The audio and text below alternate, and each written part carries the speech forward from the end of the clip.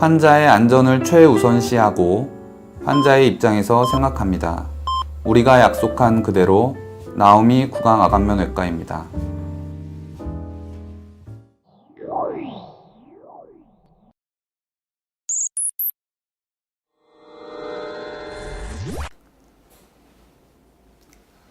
안녕하세요. 나오미 구강암면외과의 서백건 원장입니다. 지금 이 시간에는 광대 축소술에 대해서 한번 알아보도록 하겠습니다. 막연히 내 광대가 크다. 도대체 어디가 큰지, 옆광대가 큰지, 45도가 큰지, 앞광대가 큰지 그런 것들을 막연하게만 여기셨다면 오늘 어느 부위를 어떻게 축소를 해야 되는지, 그다음 축소할 때 주의사항이 뭔지, 도대체 광대 축소술을 하면 왜 살처짐이 생기는지, 그 다음에 분류압이 왜 일어나는지 그런 거에 대해서 알아보도록 하겠습니다. 우선 이 CT는 저희 병원에 내원한 환자 CT인데요. 타 병원에서 광대 축소술, 윤곽수술을 받고 내원한 환자입니다. 이 부분을 보면 이렇게 뼈가 연속성이 끊긴 것을 볼 수 있습니다. 이렇게 뼈가 비어 있죠. 그래서 이렇게 광대가 떨어져 있는 그런 상태를 볼 수 있습니다. 이게 광대 불유압이라고 합니다. 이 환자의 주소는 이 45도 광대 쪽이 움푹 들어가 보이고 이렇게 손으로 만지면은 뼈가 연속성이 없다는 그런 주소로 내원을 하였습니다. 반대편도 마찬가지로 왼쪽에 비해서도 훨씬 더 크게 불유압이 된 것을 볼 수 있죠. 이런 결과는 좋은 결과는 아니라고 생각이 당연히 됩니다. 하지만 수술을 처음 직후에 했을 때는 이렇게 만들어 놓는 의사는 없을 거라고 저는 생각을 하고요. 하지만 수술 후에 이런 근육의 움직임에 의해서 이런 것들이 점점 더 벌어지고 불유압이 일어나지 않나 라는 생각이 듭니다. 다른 환자인데요. 이 환자를 보면은 옆광대를 넣었다고 하는데 이쪽 부분은 들어간 게 보입니다. 그래서 잘 이렇게 연속성 있게 들어간 것이 보이지만 하지만 이쪽 부분은 전혀 들어가지 않은 것을 볼 수 있습니다. 이렇게 광대에 짝짝이로 이렇게 들어간 것을 볼 수 있죠. 이것도 이런 케이스도 썩 좋은 결과는 아니라고 봅니다. 하지만 이렇게 미용적인 부분뿐만 아니라 이 CT를 보게 되면 이렇게 하얗게 보이는 부분이 턱 관절입니다. 이 해골뼈에서 보면 이 부분을 얘기를 하는 거죠. 이 부분을 얘기를 하는데 이 뒷부분에다 고정을 한다고 해서 여기다가 나사를 식립을 했는데 그 식립한 나사가 과두를 뚫었어요.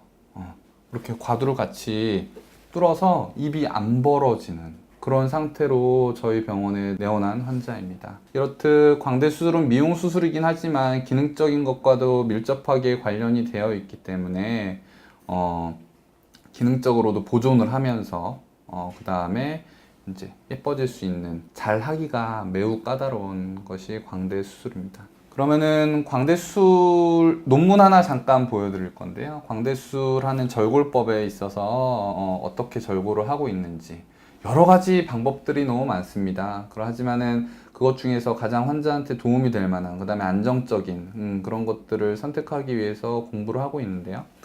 논문을 보면 이렇게 세 가지 절골법이 나옵니다.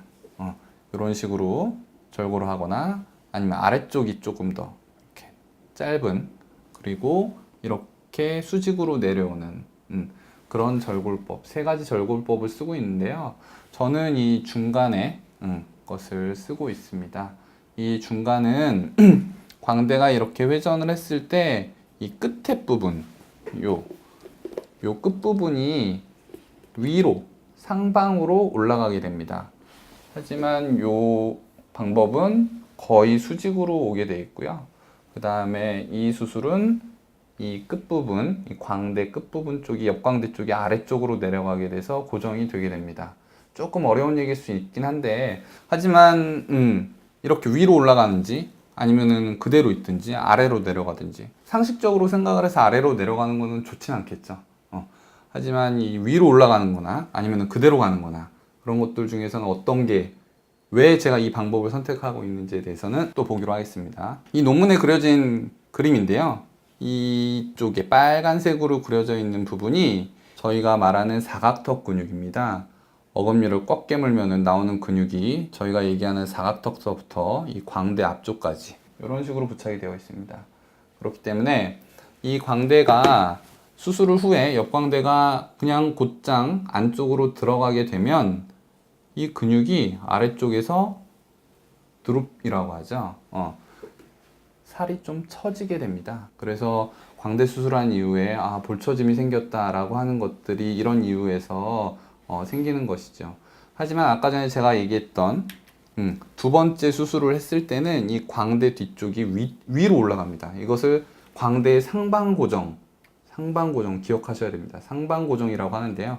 이렇게 상방고정을 했을 때는 아래쪽으로 내려오는 것보다 위쪽으로 올라가는 것이 이 근육을 당겨서 올라갈 수 있기 때문에 볼처짐을 최소화시킬 수 있는 겁니다. 그래서 미용적으로 봤을 때 광대를 위에다가 위치시키는 상방 고정을 했을 때 볼처짐이 최소화된다는 것을 알고 계시면 좋겠습니다.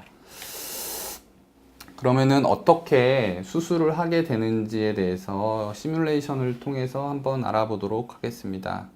우선 45도 광대, 사람을 45도로 봤을 때 이쪽 부분이 튀어나와 있는 정도를 말하는데, 이 부분이 많이 튀어나와 있으면 튀어나와 있을수록 가운데 뼈를 떼어내게 됩니다.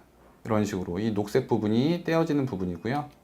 떼어져서 버려지는 부분이고, 이 뒤쪽을 절고를 해서 이렇게 안쪽으로 집어넣습니다. 이 빨간 부분이.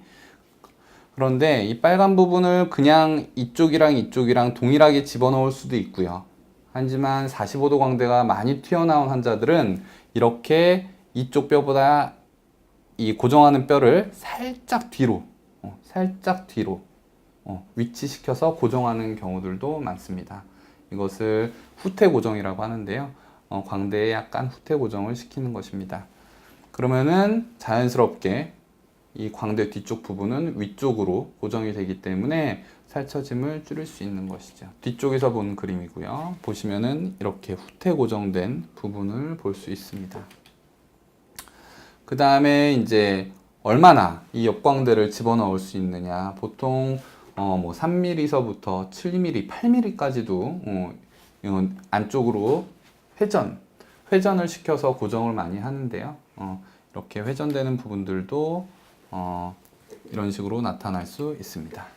자, 그래서 한번 보면 떼어내는 뼈를 3mm를 떼어내고, 그 다음에 후퇴 고정을 2mm 정도 시키고, 뒤쪽 광대를 6mm 회전시킨 경우입니다. 녹색 부분은 잘려나가는 뼈이고요. 그 다음에 고정을 시키는 겁니다.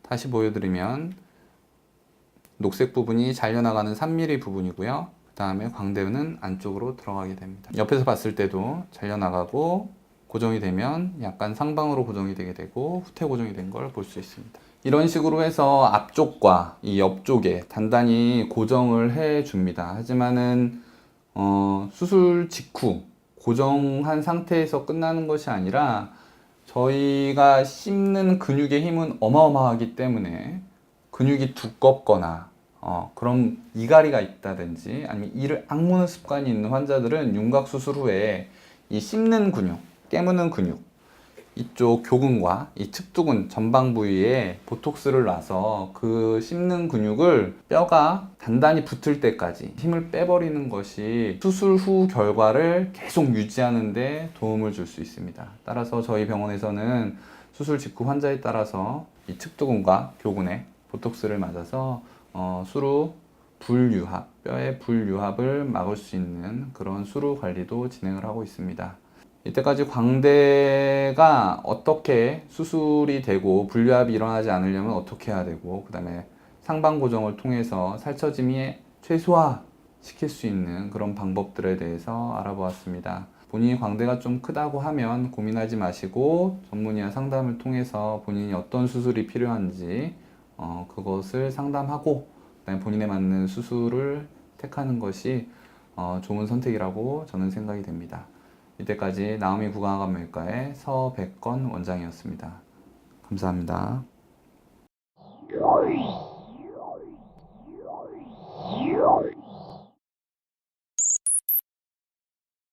네.